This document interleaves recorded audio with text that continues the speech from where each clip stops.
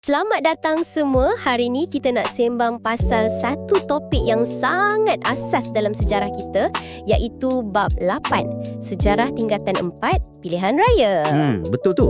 Pilihan raya ni kan dia macam nadi demokrasi. Cara rakyat pilih kerajaan. Dan dalam perbincangan ni, kita akan tengok macam mana ia bermula kat negara kita, pilihan raya umum pertama, apa jadi lepas tu dengan Majlis Perundangan Persekutuan dan Kabinet pertama kita. Okey. Kita akan pecahkan ikut subtopik dalam bab tu lah ya. Baik, sekarang mari kita bincangkan bab 8.1, Perkembangan Awal Pilihan Raya. Macam mana mulanya ni? Okey. Sebenarnya, pilihan raya kat Tanah Melayu ni, dia tak terus mula kat peringkat kebangsaan tau. Dia mula kecil-kecil dulu kat peringkat Majlis Perbandaran. Oh, ya ke? Kenapa macam tu? Ini semua selaras dengan Perjanjian Persekutuan Tanah Melayu 1948 dan juga ada Ordinan Pilihan Raya Pihak Berkuasa Tempatan tahun 1950. Kira macam langkah persediaan lah. Jadi macam latihan demokrasi lah kiranya. Kat mana yang paling awal tu? Yang pertama sekali diadakan ialah Pilihan Raya Majlis Perbandaran Georgetown tahun 1951. Masa tu 9 ahli pesuruhjaya dipilih. Okey, Georgetown 1951. Lepas tu? Lepas tu yang agak penting juga, Pilihan Raya Majlis Perbandaran Kuala Lumpur tahun 1952. Yang ni special sikit sebab Kenapa tu? Sebab kat sinilah kita nampak kerjasama politik terawal antara UMNO Kuala Lumpur dengan MCA Selangor. Diorang tubuh perikatan, masuk bertanding dan menang 9 daripada 12 kerusi. Banyak tu. Wah, jadi gabungan perikatan yang kita kenal tu akarnya kat sinilah ya? Boleh kata macam tu lah. Kejayaan kat KL ni jadi macam model. Lepas tu kerjasama UMNO MCA ni diguna pakai kat pilihan raya bandaran lain. Johor Bahru, Ipoh, Melaka, Seremban. Dan ia berjaya juga kat tempat lain? Ya, kebanyakannya berjaya. Kemuncaknya dalam pilihan raya negeri tahun 1954, perikatan menang besar, dapat 226 daripada 268 kerusi negeri. Jadi jelaslah pilihan raya tempatan ni memang penting sebagai tapak latihan sebelum ke peringkat lebih besar kan? Tepat sekali. Latihan demokrasi dan persediaan ke arah berkerajaan sendiri. Okey, mantap. Sekarang mari kita bincangkan bab 8.2. Proses pilihan raya umum pertama. Ni mesti lagi besar ceritanya. Yang ni memang peristiwa besar. Pilihan raya umum pertama tahun 1955. Tujuannya nak pilih ahli untuk Majlis Perundangan Persekutuan atau MPP. Ini langkah kritikal sebelum merdeka. Siapa yang luluskan pilihan raya ni? Raja-Raja Melayu dah bagi persetujuan dan pesuruhjaya tinggi British masa tu. Sir Donald McGillivray yang isytiharkan. Macam mana proses dia? Mesti rumit kan? Dia bermula dengan rundingan dalam jawatan kuasa pilihan raya. Isu utama masa tu nak tentukan berapa ramai ahli MPP yang patut dipilih. Berapa ramai yang lantikan. Ada macam 2 cadangan utama, bentuk A dan bentuk B. Oh, ada perbezaan pendapat lah ya? Ya, Tunku Abdul Rahman dan Parti Perikatan masa tu, diorang nak majoriti ahli dipilih rakyat. Sampai Tunku kena pergi London tahun 1954 untuk runding pasal ni. Akhirnya, dapat kompromi, setuju 52 ahli dipilih melalui pilihan raya. Daripada 100 ahli MPP keseluruhannya. Okey, dah setuju 52 kerusi. Lepas tu, apa langkah-langkah utama pilihan raya tu? Baik, mula-mula kena tentukan sempadan kawasan pilihan raya. Ada 52 kawasan lah kan? Lepas tu, rang undang-undang pilihan raya diluluskan bulan Ogos 1954. Kemudian, daftar pengundi. Betul. Kena daftar pengundi. Syarat dia masa tu mesti warga negara Persekutuan Tanah Melayu, umur 21 tahun ke atas, dah duduk kat kawasan tu sekurang-kurangnya 6 bulan. Majoriti pengundi masa tu orang Melayu, dalam 84.2%. Okey. Lepas daftar, penamaan calon pula. Ya, hari penamaan calon pada 15 Jun 1955. Calon pun ada syarat juga. Warga negara, umur 21 tahun, dah menetap 12 bulan dan kena tahu bahasa Inggeris dan bahasa Melayu. Lepas tu, kempen selama 45 hari. Lama juga kempen tu. Hari mengundi bila? Mengundi pada 27 Julai 1955. Lepas mengundi, proses kira undi. Dan akhirnya, pengumuman keputusan. Yang ini paling dramatik lah.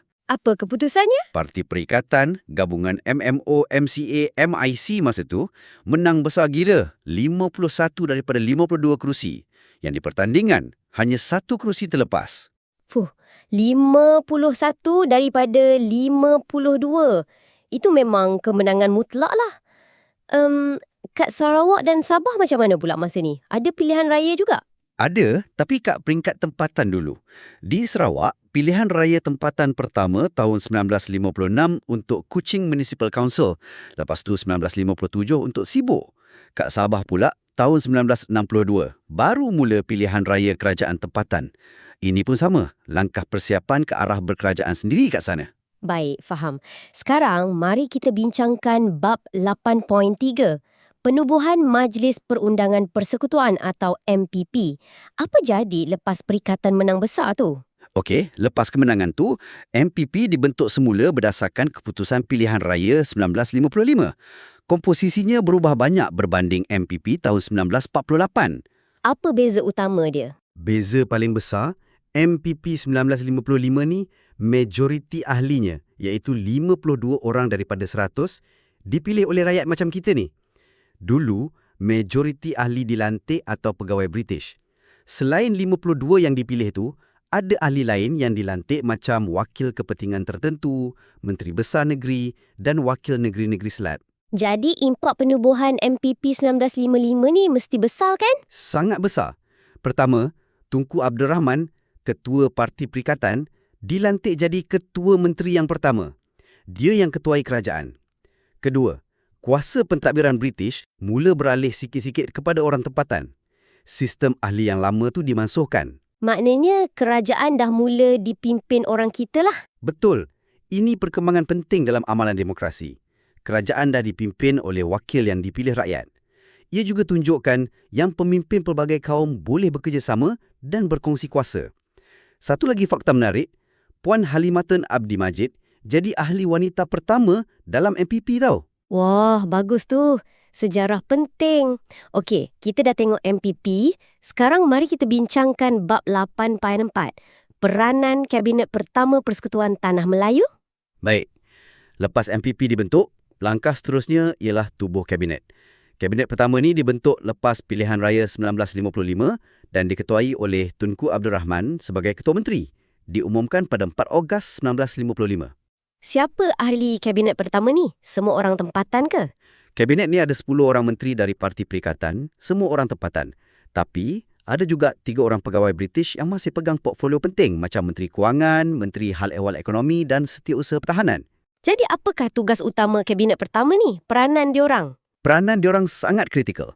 Pertama, bincang isu keselamatan dalam negeri. Sebab masa tu, ancaman komunis masih ada lagi kan? Lepas tu, uruskan soal pertahanan dan kewangan negara. Ada fokus lain tak? Ada. Diorang fokus pada keperluan rakyat tempatan dalam perkhidmatan awam. Nak melayanize perkhidmatan awam. Maksudnya, kurangkan pegawai Eropah dan bagi lebih banyak peluang ke orang tempatan. Dan paling utama sekali, Apa dia? melaksanakan mandat rakyat untuk dapatkan kemerdekaan. Termasuklah berunding dengan British dan minta kuasa veto Pesuruhjaya Tinggi dihapuskan. Kuasa veto ni membolehkan British batalkan apa-apa keputusan kerajaan tempatan. Boleh bagi contoh peranan spesifik menteri-menteri dalam kabinet tu? Boleh. Contohnya, Tunku sendiri sebagai Ketua Menteri, dialah yang jadi Ketua Perunding untuk kemerdekaan. Datuk Abdul Razak Hussein sebagai Menteri Pelajaran, dia mula rangka dasar pendidikan kebangsaan untuk satukan rakyat pelbagai kaum. Menteri lain? Leong Yukoh, Menteri Kesihatan, fokus dia nak tingkatkan mutu perkhidmatan perubatan masa tu. Semua menteri ni main peranan penting bekerjasama sebagai satu pasukan. Nampak gaya macam satu pasukan yang mantap lah ya, walaupun baru pertama kali. Memang, Kabinet pertama ni tunjukkan kepimpinan yang berwibawa dan semangat kerjasama antara kaum untuk bangunkan negara menuju kemerdekaan. Okey, jadi secara ringkasnya, kita dah lihat perjalanan demokrasi kita ni bermula dari peringkat kecil, pilihan raya tempatan, lepas tu langkah besar dengan pilihan raya umum 1955, kemenangan Perikatan bawa kepada MPP yang majoritinya dipilih rakyat, dan seterusnya Kabinet pertama pimpinan Tunku Abdul Rahman. Betul tu. Semua peristiwa ni, pilihan raya tempatan, PRU 55, MPP, Kabinet pertama, adalah langkah-langkah asas yang sangat penting.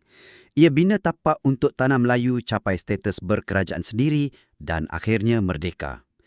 Ia juga tunjuk kesediaan rakyat pelbagai kaum untuk bekerjasama dan amalkan demokrasi. Bila kita faham sejarah awal institusi demokrasi kita ni kan, ia ingatkan kita betapa bernilainya hak kita untuk mengundi dan tanggungjawab kita semua dalam sistem demokrasi hari ni.